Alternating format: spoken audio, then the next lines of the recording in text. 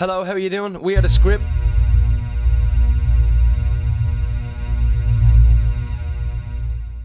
Danny, Mark and Glenn, how are you going, guys? Very good, thank you. Let's go straight into music, right? Sure. Let's talk properly about music. You've got a new record and you've got someone knocking around the catering tent. Very impressive back there. Were there bigger expectations for Science and Faith since, your first record was freaking enormous?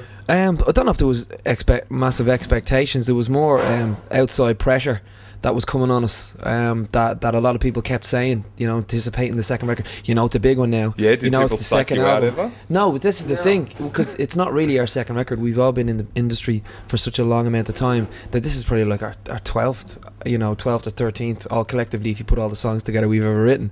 So now the pressure was they were putting it on themselves, not us. We went in, kind of gave ourselves 6 months to come out with a piece of work, but after 4 months we had the whole thing mixed, arranged, played, produced, the whole thing, signed, sealed, delivered, bang. This is unbelievable, because usually people say, need more time, and they're fiddling with it right up until the last day. Nah, there wasn't really much fiddling. It was like, just lash it down, great song, move to the next, Don't bore us, get to the chorus, done. That's a lot of confidence there. Yeah. You have to be confident. Well, I guess you do. All right, but you also had other songwriters working on this.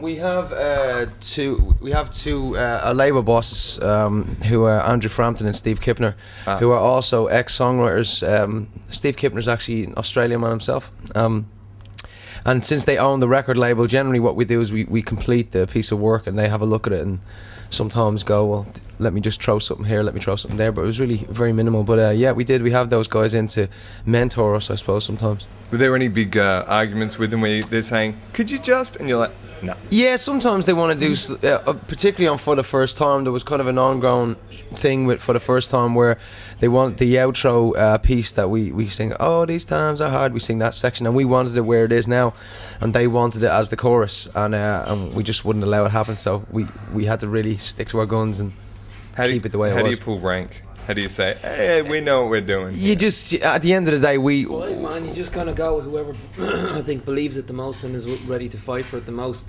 At the very end, you kind of go with their wisdom. At the end of the day, if we're arguing over because we want to, you got to have a genuine argument. It's not like, well, I think it's great. It's got to be like, no, look, we've done this before. We've been on stage. We know that what this is going to do to the end of a song, or that's when the crowd really want to get going on a song. So.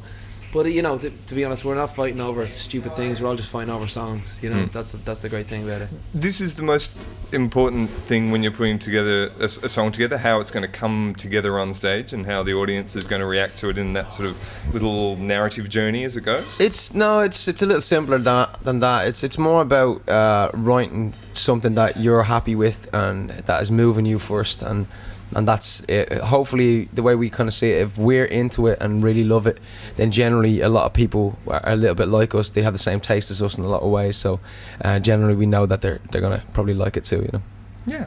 All right. Speaking about For the First Time, how did you manage to convince Bono's daughter to get in that clip? Don't know, should we just put it to her, Does she want to... but how do you even know her? Can I email her and say get in... Yeah, no, it's through a mutual friend. That would be Bono. Caroline. No, actually, funny enough, with Caroline Downey, a friend of ours back in Ireland. And she kind of outreached to Eve, just saying, look, the lads are looking for someone to play the part of an Irish girl. Because we were looking for suggestions, and she was like, look, she's ripe right now. She's doing Sean Penn. She's just coming to Hollywood right now, so she's going to be a big name. And we were banned on the up and up, and she's an actress on the up and up as well. It just seemed to be a really good thing for the both of us to do together, But as you see, the 20-minute kind of short, she did a fantastic job. So really glad thank you very much, Eve, for doing it. She did a very good job of playing pretty British Irish girl. Yeah. How dare I? Also, I thought the clip for Nothing was very cute. Now, I saw something online which said drinking version. Is there a non-drinking version? Apparently there is a non-drinking version. I didn't realise. I haven't seen it. Is there? Hang on. Were you in the non-drinking version? I think we were. I mean, they must have taken out the part where we were in the bar having a drink, I presume. In fairness, they just kept me in it. They actually asked about this because there's not one part in it. Wait, no, I'm joking. Yeah, the drinking version is the only one you can find. It's the the part where we're at the bar? No, but the part where I'm getting really, with loads of glasses going down, I'm smacking the bar and all. Well, they just took most of that out. Oh, right. So that's Yeah. the non-drinking version. But we're Yeah. technically having a drink in it. Were you? I know you have to do a million takes for this. Were you actually knocking down?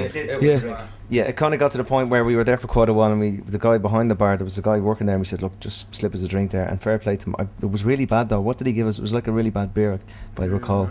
It wasn't great, but anyway, it was something to sip on while you were sitting there doing take after take after take. Right, doing fake drinks though. No. Well, no, really. So you Oh, were no, something these- to sip on while you're sipping on drinks. Oh, you're so Irish. That's great. Now, this I just saw when I saw drinking version. I thought, is this a controversial move? Do they not want to put heaps of Irish guys falling over drinking on video shows? I think it's alcohol and anything to do with encouraging kids on alcohol. So there's a lot of TV shows that won't show the drinking version because simply you can't advertise for alcohol, especially not back home. You know. Oh, all right. Yeah. Oh, cool about alcohol in Ireland. I just noticed it on YouTube myself. I haven't watched it. It's impressive. Now, I was wondering, does this song, have you actually got sympathy from some of your female fans who have gone, now I understand why that ex-boyfriend of mine called me up smashed? Yeah, I think everyone does though. You know, we kind of we put it out to the crowd every night when we're doing shows, just to see who actually drunk does and who's ready to admit it, who's Everyone's here, ready who's at to the admit meeting. it, You know, right? exactly. But that's what I mean. I think I don't think the song needed to explain. I think everybody knows, and even if they're saying they do or they don't, they have. You know, and that's the point of the song, is the admission of it. So if we're out here going, we do it, who else is going to put up their hand and say, yeah, all right, I do it too? Yeah, I gotta say, the songs that you're writing, there's a lot of sincerity. You're very open and honest, and in a kind of an ironic world, it's a little bit difficult to do that. I was wondering, I mean, is it difficult for you? And also, when I was looking down some of the reviews, and I noticed when you get more hoity-toity serious outlets, they seem to review you harsher and harsher. Maybe I'm thinking because of your sincerity. It is. I think. It's hard to believe that it actually is sincere or it is terrible. I think the funny thing is that in today's day and age, where a lot of artists are talking about having mansions and speedboats and full of money, when three lads come out and they're just honest about the nature of what we do in our lives. You know, we are a pub going crowd. We're young lads in that sense, and we go through all that stuff. So when we write about it, I think it just turns some people the wrong way, because they can't be that way about it. They'd rather lie and pretend that they've got all this money and all these cars and all these girls that they fucking don't, you know. So. Oh, well, see, that's a very hip-hop and R&B thing, and I've noticed that you do write a lot about... Oh, I've seen a lot of stuff in the press about you guys having a lot of respect for that. I can't quite find it in the music. Yeah. But you do have Tony Temper playing here with you. Yeah. How's that been going down? Tony's been going down so well. He's been unbelievable every night. He's obviously a massive artist back in the UK. Yeah, it's funny. It must be weird for him to come here and play with you and go, does anyone know me out there? Yeah, no, it's good. And he's willing to be an international artist. And I think if you're willing to be international, you have to step down sometimes when you go to a new country where people don't know you. You have to just be the smaller act again. We've had to do it many times. So I think the fact that he's willing to come here and, you know, just work hard and tour with us is a huge testament to him, you know. How does this work out with this VH1 cruise that you're going to be doing? That's in a little while. That's a good question. You know, when we're told we were going to play on that, we all got a shock and a surprise. We've never played on a cruise.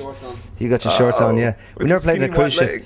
Yeah. Nice. Yeah, we'll have to get spray tans or something before we go there. But I think it's going to be amazing. It's a big challenge for us because we've never done anything like that before, and I like when we break new ground, and it's going to be great because a lot of our fans have already booked to go on the cruise as well, and they've been tweeting us and saying, you know, can't wait for it. They've been on it before. There's a couple of bands on it too. I mean, I'm not, how big is the cruise? I don't even know how big it is. Or is it just you guys, or is there a whole bunch No, of there's a bands? couple other bands on. Train are on, Lighthouse are on as well. And we're all going to be on for like 4 days? 4 days. 4 days, yeah. On a boat, just And they've got casinos on there. The bar's served at 5 a.m. It's a bit of a dangerous And mix. you're probably going to actually have to mix with the punters. Oh yeah, that's the idea behind. I think. probably have Yeah. to. That's the point where we're going. That's the idea. Oh, you don't want to mix with the punters? Yeah, yeah, it's like, Punters, think get away that from me. The punters who would Punters actually are my people. who Yeah. would throw out that much money for something like that might be a little bit obsessive, crazy. Don't know if I'd want to hang out with them. You know. We're lucky. Our fans are actually, believe it or not, very respectful. They there's no major crazies. I mean, they just want to meet us and touch base and press palms and say, love the gig, love what you guys do. They're love the dedicated. songs. I've got to say, this is how many hours are we away from the gig, and there are girls That's what I'm outside saying. lining up, and Yeah. a couple of guys, but mostly girls outside. Yeah, it's amazing, and they'll do that in the rain, in the snow. It's unbelievable the dedication they have to how this music moves them as a person, and it's great when we touch base with people like that. And usually they're very respectful. We've yet to come across a crazy stalker, and hope we don't as well. Well, it happens all around the world, I suppose. If you can sit there and look at all of the places where you've been popular, is there huge differences between the fans? I mean, just the fact that you've got hits in Russia and you got the first award you got was from Denmark or something. Yeah. Is it the same the world over? It's, believe it or not, it is the same for us. I mean, once we get out there and play the first or second song, the place just goes crazy, and we usually have them after the first song. Thank God we've never went out and not had them. We found that it's much the same. People sing along, they know the songs, and the songs seem to resonate in them, the same emotion, that we felt when we started making the music. So it's a great thing to watch, see it, especially when you come to a new place that you haven't been before, and when they actually see the band live, it really joins the dots for them. They get to see what the reality of it is, as opposed to just hearing us on a CD or seeing us on TV. When you actually see us in person, it's like, okay, now it's real, Yeah, and it's been only 6 months since you've been here. Yeah. Is it only 6 months? Yes, It's only 6 months. Added it up. Wow. Does it feel longer or shorter?